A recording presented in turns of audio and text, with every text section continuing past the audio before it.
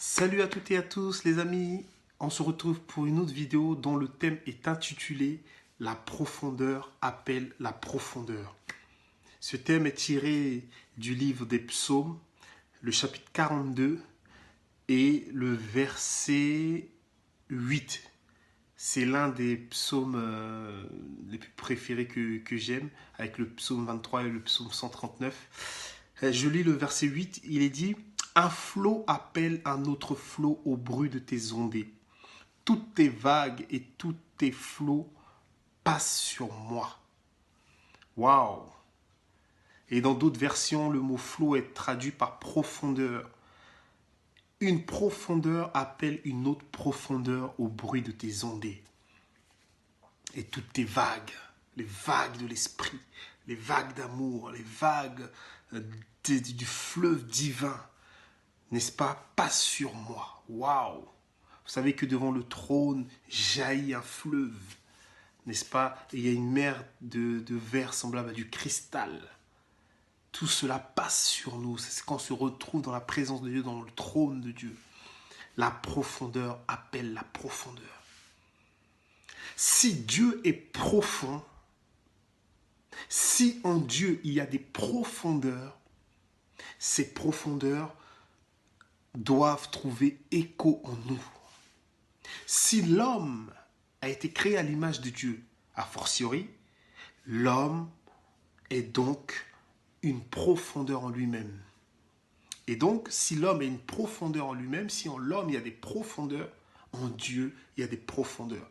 Et les profondeurs de ton âme doivent gémir un cri qui vont répondre aux profondeurs de Dieu. À la profondeur de Dieu répond la profondeur de ton âme. La profondeur appelle la profondeur. Il y a plusieurs profondeurs en Dieu. Dieu est un être profond, n'est-ce pas? Je vais vous citer quelques exemples de profondeur en Dieu. Paul dit par exemple dans le livre de Romains 11, il s'exclame « Ô profondeur de la sagesse, de la connaissance ou de la science de Dieu ». Ça veut dire qu'en Dieu, la sagesse est profonde. L'une des profondeurs de Dieu, c'est la sagesse.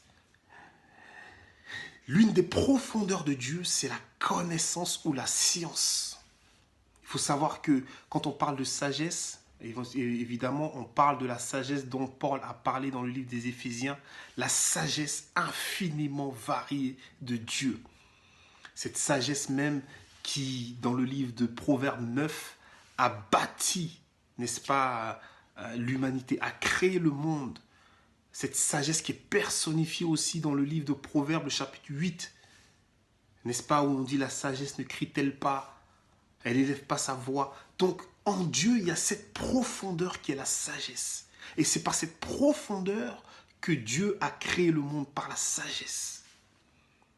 Il y a aussi la connaissance ou la science. Dieu est un scientifique profond.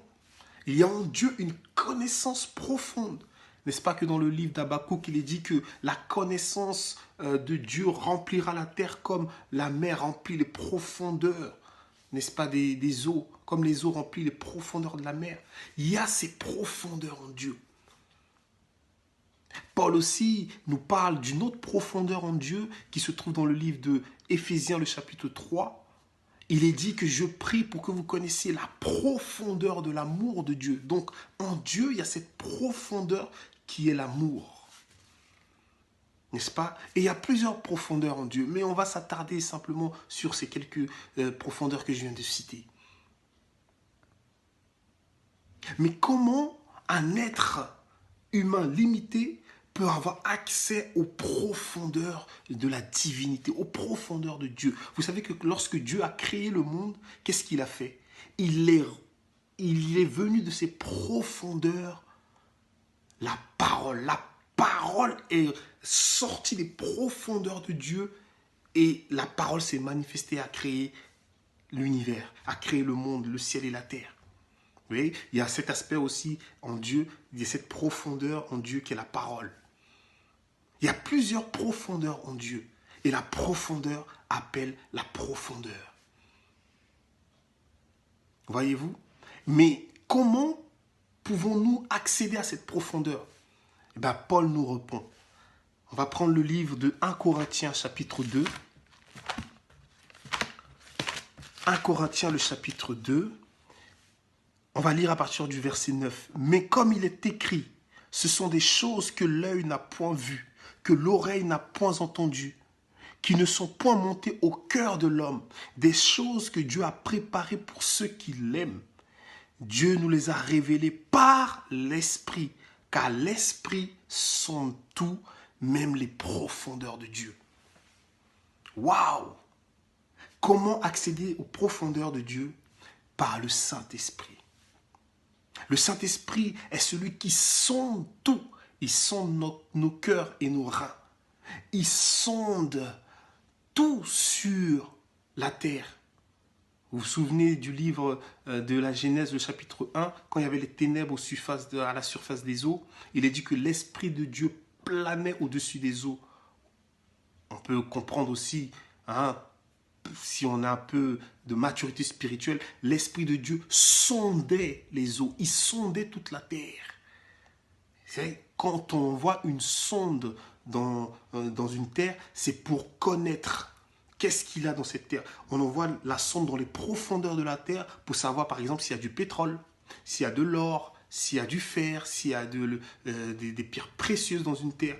L'Esprit de Dieu sonde pour voir la profondeur.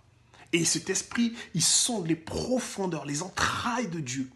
Et c'est cet esprit-là qui nous emmène. Le Saint-Esprit est comme un sous-marin, voyez-vous, qui nous entraîne dans les profondeurs de Dieu. Comme de même qu'un sous-marin va en profondeur. Le sous-marin ne navigue pas à la surface. Il est toujours en profondeur. Le Saint-Esprit est pareil. Quand nous acceptons le Saint-Esprit, quand il vient dans notre vie, il nous attire dans les profondeurs de Dieu, dans la profondeur de l'amour, dans les profondeurs de la sagesse, dans les profondeurs de la sainteté, dans les profondeurs de la parole. Et nous ne sommes plus des chrétiens superficiels qui sommes simplement à la surface, mais nous sommes des chrétiens profonds. Quand on parle, tout ce qu'on sort de notre bouche est profond. La profondeur de la sagesse, la profondeur de l'intelligence, la profondeur de la parole. Nous avons besoin de chrétiens profonds. N'est-ce pas? Jésus disait à ses disciples, avançons en eau profonde. Parce que tout se passe dans la profondeur. Souvenez-vous, lorsque Dieu se révèle à Ézéchiel, dans Ézéchiel 47, n'est-ce pas? Il avance, l'ange le fait avancer jusqu'à dans les profondeurs. L'eau est aux chevilles, après l'eau monte aux genoux, après l'eau monte aux reins et l'eau le submerge. Il rentre dans les profondeurs. Il est baptisé en quelque sorte dans les profondeurs. Voyez-vous, on a besoin de profondeur. La profondeur appelle la profondeur. Laissons le Saint-Esprit nous entraîner, nous aspirer, nous conduire dans les profondeurs de Dieu. Et Paul dit, ce sont des choses que l'œil n'a point vues, que l'oreille n'a point entendues. C'est des choses profondes. Et quand on accède à la profondeur de Dieu, c'est merveilleux, c'est magnifique. Il y a des trésors de la sagesse et de la connaissance qui sont révélés. La parole devient quelque chose de vivante. Et c'est profond. Frères et sœurs, je voudrais vous encourager à désirer la profondeur de Dieu. Ne vous arrêtez pas à la surface. Ne cherchez pas la superficialité. Ne soyez pas dans le m'as-tu vu. Cherchez la profondeur de Dieu. Cherchez à connaître les profondeurs de Dieu par le Saint-Esprit. Dites au Saint-Esprit, attire-moi, entraîne-moi dans les profondeurs de Dieu. Votre vie spirituelle ne sera plus pareille, car dans les profondeurs, il y a une vie. Il y a une vie. Il y a une certaine espèce de poisson qu'on ne trouve pas dans la surface. Il faut descendre dans les profondeurs des eaux pour voir ce type de poisson. Quand vous faites de la plongée sous-marine, quand vous allez en profondeur, vous voyez des espèces, il y a une vie dans les profondeurs. Pareil en Dieu, il y a une dimension dans les profondeurs de Dieu pour tout un chacun et chacune. Laissons le Saint-Esprit nous attirer à cela. Que Dieu nous bénisse.